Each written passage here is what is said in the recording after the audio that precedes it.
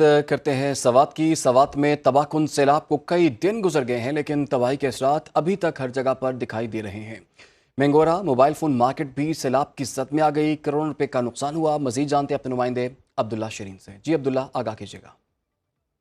जी बिल्कुल, इस वक्त मैं मोबाइल मार्केट सर प्लाजा में मौजूद हूँ और यहाँ पर बहुत सारी दुकानें हैं जो सैलाब के जद में आ गए हैं और अभी तक यहाँ पर जो दुकानदार है वो अपनी मदद आप के तहत यहाँ पर जो कीचड़ है उसको साफ करने की कोशिश कर रहे हैं, लेकिन उनको मुश्किलात आ रही है बार बार। और यहाँ पर वो इंतजामिया से अपील करते हैं कि यहाँ पर जो मशीनरियाँ है या दीगर रजाकार है वो यहाँ पर और इस कीचड़ को जल्द जल्द यहाँ से निकाला जाए ताकि हम अपनी दुकानों को साफ कर सके। यहाँ पर हम देख रहे हैं कि काफ़ी लोग जो है ना वो बेरोजगार भी हो चुके हैं और वो हुकूमत की इमदाद के मुंतज़िर है।